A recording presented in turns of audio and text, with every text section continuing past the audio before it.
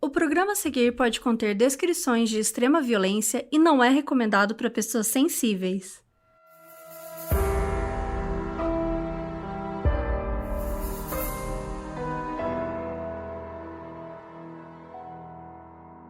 Oiê, eu sou a Mabê. E eu sou a Carol Moreira, e hoje vamos voltar no tempo e falar sobre o crime que chocou o Brasil no século XIX. José Ramos e Catarina Palce eram um típico casal brasileiro dos anos 1800.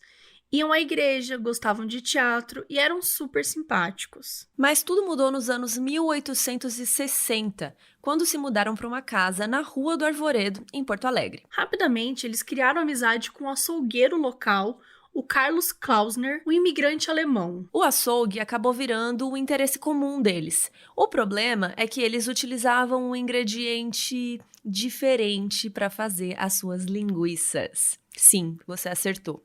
Era carne humana. Com vocês, os crimes da Rua do Arvoredo.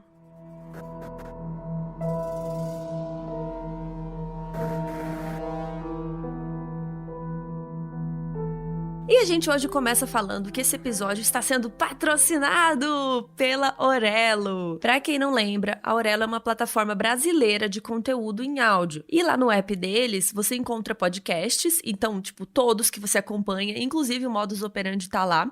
E a Aurelo é a única plataforma do mundo que paga nós, né, e os podcasters.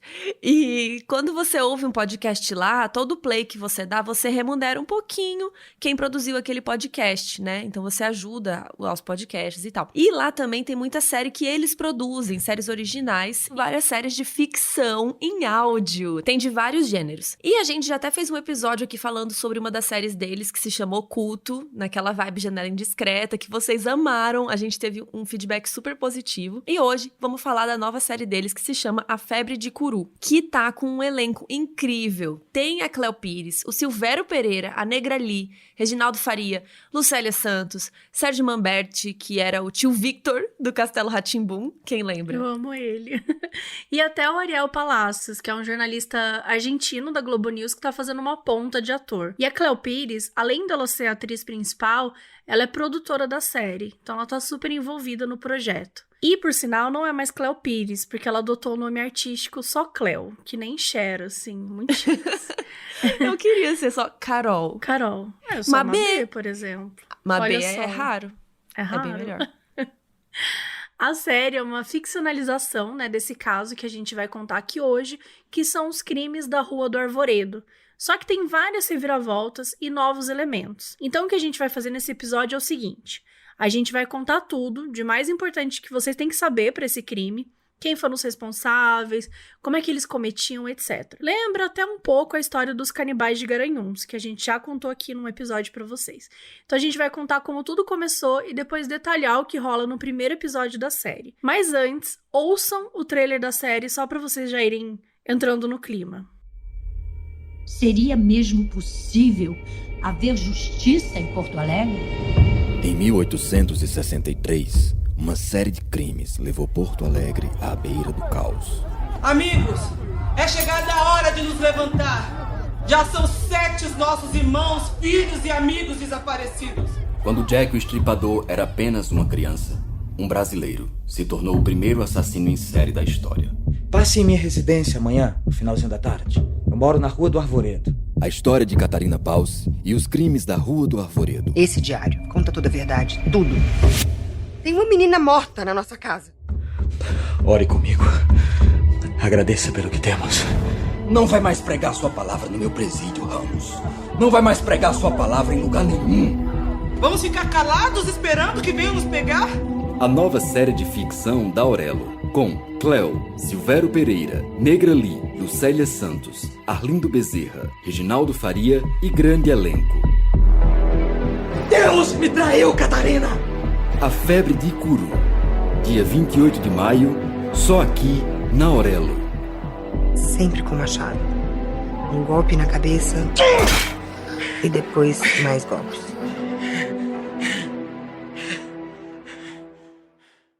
A gente tem 3 personagens principais nessa história. O José Ramos, a Catarina Palce e o Carlos Klausner. E a gente vai contar a história de cada um deles, começando pelo José. Ele era filho de um homem chamado Manuel Ramos, que lutou na Guerra dos Farrapos.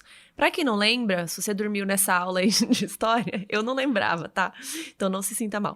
A Guerra dos Farrapos foi um conflito armado que rolou no Rio Grande do Sul entre 1835 e 1845. E começou quando os proprietários de terras lá do Rio Grande do Sul ficaram insatisfeitos com os impostos altos e resolveram se rebelar. E vários escravos foram recrutados para lutar também, sim, porque naquela época ainda tinha pessoas escravizadas. Enfim, foi uma confusão. E aí, o pai do José, o Manuel, ele era da cavalaria do município de Bento Gonçalves. Só que ele desertou e se mudou para Santa Catarina com a esposa dele, que se chamava Maria da Conceição, que era indígena. E lá eles tiveram o José, que amava as histórias do pai sobre a Revolução. E desde pequeno ele já pedia pro pai contar com detalhes certas partes mais físicas deste conflito, principalmente para explicar como que era degolar uma pessoa. Bem específico para você pedir pro seu pai contar uma historinha, né, pra você dormir bem e tal. Uns anos mais tarde, já na adolescência, o José teve que lidar com o pai viciado em álcool. O Manuel bebia muito, né, ficava violento, agredia a esposa, aquela história. E uma vez que isso aconteceu, o José ficou tão desesperado para proteger a mãe que ele ameaçou o pai com uma faca e quando o Manuel não cedeu, o José esfaqueou o pai. Dias depois, o Manuel morreu dessas feridas.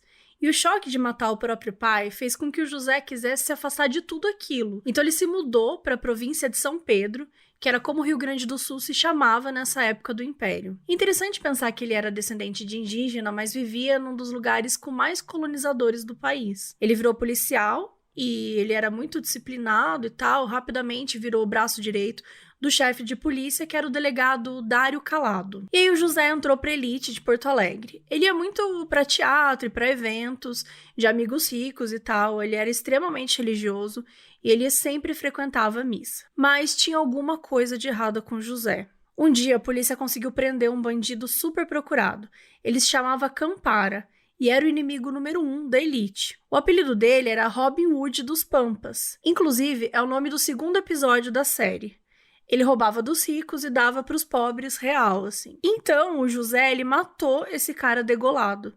E ele disse que é porque tava com medo do cara fugir. Mas, assim, foi muito gratuito, sabe? Não, eles prenderam o cara, né? Ele já ia preso. Não tem, né? já tinham prendido, já ia responder pelos crimes, tal. Não tinha nenhuma necessidade dele degolar o cara, porque ele não representava nenhum risco pra ele. E por conta disso, ele foi desligado da polícia. Só que o delegado, o Dário Calado, né, que era brother dele e tal... Não ficou calado.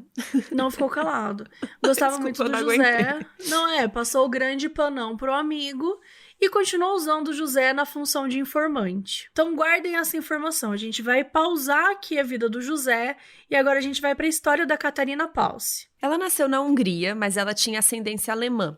Ela vinha de uma família muito pobre e morava numa aldeia com o pai artesão, a mãe e os 2 irmãos. Quando ela ainda era jovem, estava rolando a guerra entre a Hungria e a Áustria, e toda a família dela foi morta por soldados. Esses mesmos soldados deixaram ela viva para estuprá-la e depois deixaram ela lá como se ela fosse uma coisa, um objeto. Um tempo depois, com 15 anos, a Catarina casou com o Peter Palce, que era cardador de lã, que é aquela pessoa que prepara, penteia a lã para ficar mais fácil para tecer e tal. A Catarina e o Peter passaram alguns anos juntos e decidiram vir para o Brasil em busca de melhores oportunidades. Infelizmente, durante a viagem, o Peter misteriosamente cometeu um suicídio. E aí a Catarina chegou no Brasil sozinha, chegou lá no Rio Grande do Sul, onde ela conheceu quem? Sim, o José! Ele voltou para a história. E de início, ela recusava as investidas dele, porque ela estava viúva, né, recém-viúva, tal. Ela ficava, não, vou respeitar a memória do Peter e tal. Mas, vocês sabem, né, depois eles ficaram juntos. Foi aí que eles se mudaram para uma casa na Rua do Arvoredo, onde eles conheceram uma pessoa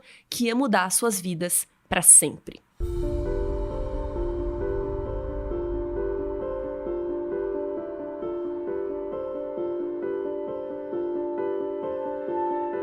E é aqui que vai entrar o terceiro protagonista da história, Carlos Klausner. O Klausner era um imigrante alemão que ele chegou no Brasil em 1859.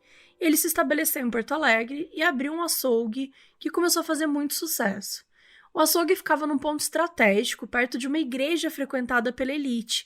Então era comum que depois da missa os ricos mandassem os seus escravos irem lá comprarem comida. É uma merda a gente contar essas coisas que no meio da história tem escravidão e tal, mas era o que estava acontecendo na época. Então, nem comprar as próprias carnes os idiotas conseguiam fazer. Eles precisavam mandar as pessoas escravizadas fazerem isso por eles. Mas o Klausner, ele era um sujeito solitário. Não só pela língua e tal, mas porque ele tinha uma aparência que era considerada assustadora.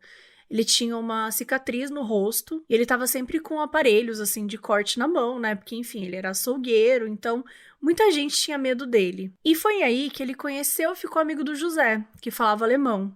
E os dois passavam horas conversando. E o José começou a ajudar o Klausner no açougue. E amou muito, assim, porque ele já tinha interesse, né? Ele já tinha esse interesse mórbido em degolar pessoas, queria ouvir sobre isso, já tinha degolado o prisioneiro lá, enfim. Mas não demorou muito para que esses gostos macabros começassem a evoluir. Chegamos então em 1863, o ano que tudo mudou. O José e a Catarina decidiram praticar pequenos golpes para aumentar a qualidade de vida deles, né, para ganhar dinheiro. E quem eram as vítimas? Homens solitários, de preferência imigrantes alemães e com grandes fortunas. A Catarina ia lá, seduzia os caras e marcava um date, um encontro com eles no Beco da Ópera, que era uma rua topzera, que era o Point, sabe? Tipo Augusta, aqui em São Paulo. Vamos me encontrar lá na Augusta.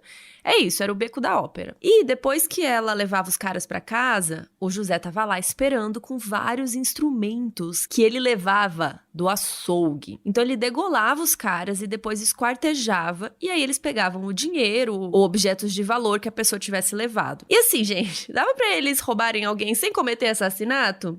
Provavelmente, né? Mas a essa altura o José já estava muito envolvido com essa ideia, né? Provavelmente ele era um psicopatinho aí, né? E não é como se eles realmente estivessem super necessitados, né? Porque no fundo, talvez ele usasse os roubos como um motivo mesmo para cometer esses crimes. Mas e depois, o que eles faziam com o corpo? Foi aí que o Klausner entrou na história, que o José já tinha compartilhado com ele, assim, esse interesse em seres vivos degolados e tal, e se sentiu confortável para contar também, para comentar sobre os crimes que ele pretendia cometer. Então, Klausner resolveu entrar de cúmplice na história e sugeriu uma ideia que o José amou: transformar os corpos em linguiça. Sim, foi isso mesmo que você ouviu. Eles incineravam os ossos da pessoa, né, ou então dissolviam com ácido, pegavam toda a carne e transformavam em linguiça.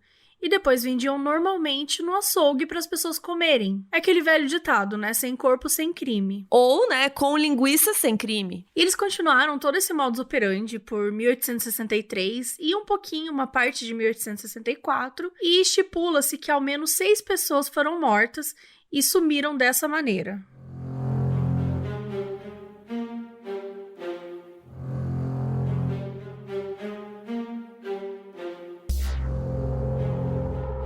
Então, provavelmente agora vocês querem que a gente fale se eles foram pegos, o que aconteceu, pois a gente não vai contar.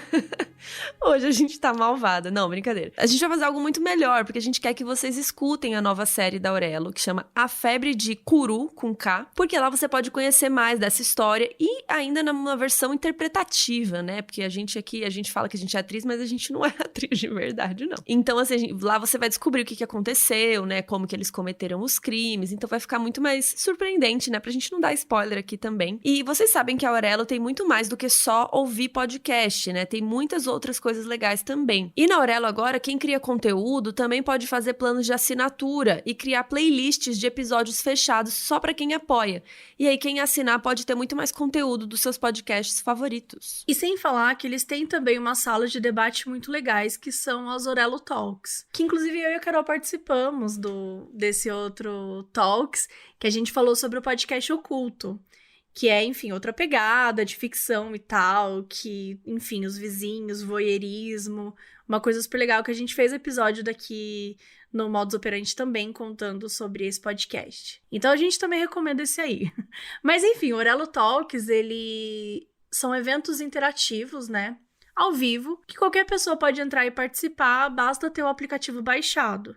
Então, quando você entra no aplicativo, você consegue ver uma listinha de quais bate-papos estão rolando naquele momento, né? E você pode entrar como ouvinte. E se você quiser participar e tal, inclusive fazer perguntas e tal, você clica num botão, né, de quero participar, que o dono da sala autoriza. Então tem várias opções de interação, assim. Se você quiser parar de falar, voltar a ser só ouvinte, pode. Se você quiser mutar o microfone a qualquer momento, enfim. É bem tranquilo. Inclusive, rolou um Orelo Talks com a equipe da série respondendo as perguntas. Então, agora que vocês já têm a base, né, geral, assim, da história, a gente vai fazer um resumão de tudo que rola no primeiro episódio da Febre de Curu. Então vamos lá, qual é a da série? A série se passa em 1868 e a gente parou a história no início de 64. Então, assim, o tempo principal da série é 4 anos depois do que a gente contou aqui hoje. A protagonista da série é a Catarina, interpretada pela Cleo. Na série, a Catarina decide usar o diário dela para revelar coisas aí desconhecidas sobre o caso, e a gente acaba entrando numa trama com muitas reviravoltas sobre os crimes da Rua Arvoredo. E eles criaram um personagem fictício, que é o Gervásio Carvalho, que é chefe de polícia e vai tentar desvendar o quebra-cabeça junto com a Catarina e com a gente. Afinal, né, sempre que tem série de crime, tem aquela investigação que a gente ama. Então vamos lá, a gente vai comentar o episódio 1 e presta bastante atenção porque se passa num total de 4 momentos no tempo. Coisa que a Carol gosta, né? O Alô Dark, essas coisas Beijo, bem tranquilinha. E por sinal, parabéns, gente, aos envolvidos, porque num episódio de 15 minutos, conseguir construir uma narrativa incrível em vários períodos e só em áudio... Gente, não é pra qualquer um, né? Então, realmente tá muito bom. E a gente vai falar de cada momento do tempo individualmente, em ordem cronológica, pra dar aquela ajuda pra vocês. Então, a gente tem um flashback de 5 de abril de 1858, que é o dia que a Catarina e o José se conheceram. Então, é o dia que ela chega em Porto Alegre, depois de sair da Hungria, né? Lembra que o marido dela da vida real se suicidou? Então, aqui na história também isso acontece. Então, ela chega sozinha, com o corpo pra ser enterrado, e ela conhece o José, que ainda é da polícia, e recebeu a missão de recepcionar ela e garantir que estava tudo organizado pro funeral. E aí, essa parte termina com o José falando pra ela ter cuidado, porque Porto Alegre não é pra qualquer um. Mas você jura, Zé? Por que será que não é, Zé? Me fala. Né? Como assim? Quem será que tá fazendo isso? Que tá causando. A outra parte se passa 5 anos depois, em 1863. Que foi o ano que a gente contou na história real que eles começam a praticar os crimes. Nesse ano, a Catarina e o José já moravam juntos lá na Rua do Arvoredo. E quando chegou o inverno, o José sumiu por uns dias e a Catarina ficou preocupada. Mas achou que foi porque ele tinha saído da polícia recentemente e tal. Então, lembra quando ele foi expulso porque ele degolou um prisioneiro, né? Então, enfim, ele deu uma sumida básica e ela ficou nessa dúvida do que estava acontecendo. E aí, um dia do nada, o José chega, todo felizão em casa, dizendo que eles vão fazer um banquete na mesma noite para comemorar, sabe, sei lá o quê. E falou também que Deus conversou com ele, que tudo ia mudar. E ele chegou com várias caixas, dizendo que ele tinha trazido as melhores carnes do açougue. Ai, ai. Na mesma noite, chega uma mulher chamada Luísa, que foi chamada para vender charutos durante a ceia. O que isso significa? O que é vender charutos durante a ceia? Não sei, porque aqui em São Paulo, em 2021, não tem isso mais, infelizmente. Então, não sei como era isso, mas enfim.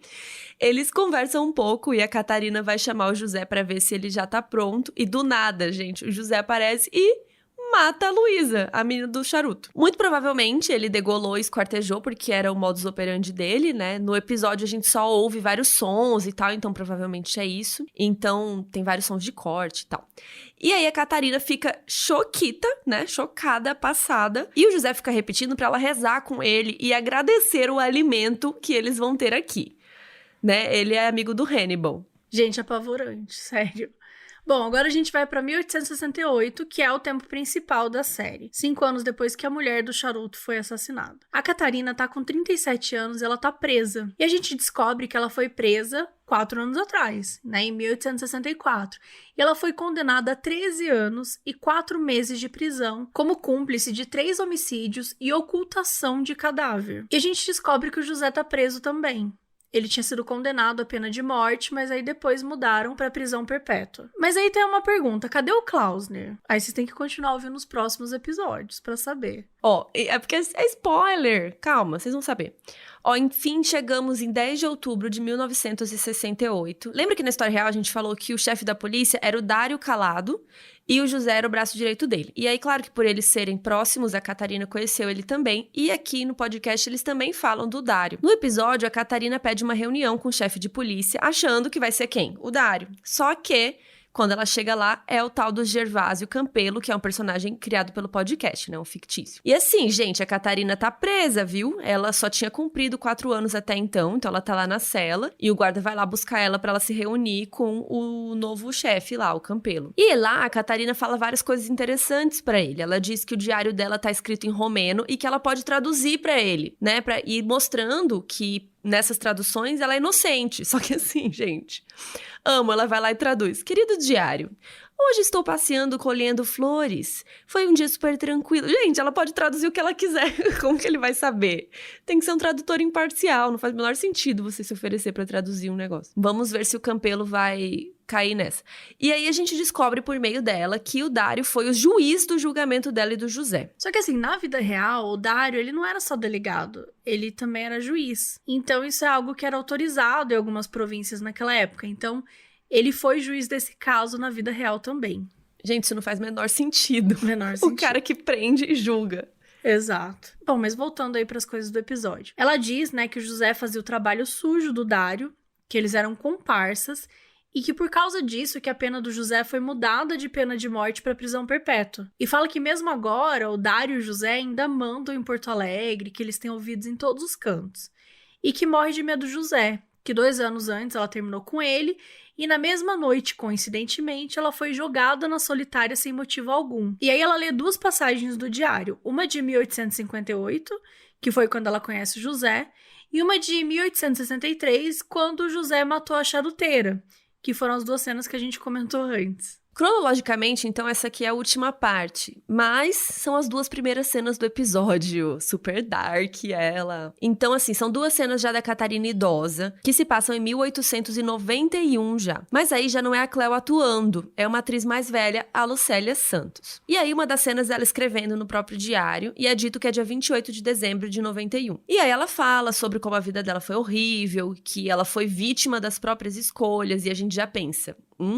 o que rolou, né? E aí tem outra cena dela idosa, que não se fala muito bem o ano, mas como é uma seguida da outra, provavelmente é no mesmo ano também. E essa outra cena é ela e o José idosos, que é interpretado pelo Reginaldo Faria, e eles estão indo pra algum lugar e ele pergunta que lugar é aquele. E a Catarina fala, você não lembra que lugar é esse? E ele responde, faz tanto tempo. E aí a gente vai pras teorias, né? Que lugar que é esse?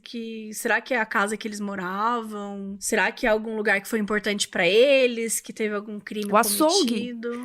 O açougue, exatamente.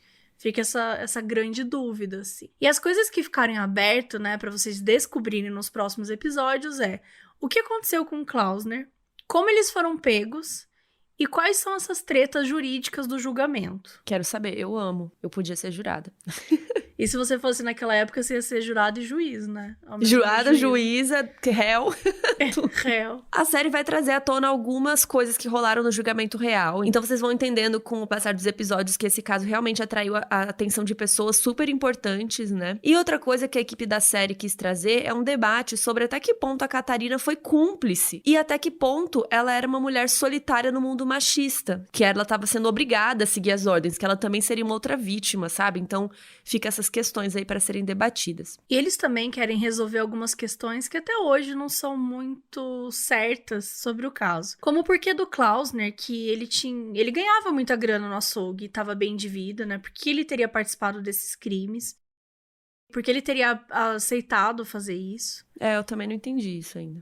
Provavelmente porque ele queria, né? Cometer esses crimes, mas enfim. Ele queria matéria-prima pra salsicha lá, pra linguiça. E é legal que mesmo sendo uma série de época, assim, tem uma abordagem contemporânea e temas que, enfim, ressoam até hoje. E assim, gente, não vale pesquisar na internet, viu? Baixa o aplicativo do Orelo e vai agora ouvir A Febre de Curu, que já tem vários episódios disponíveis.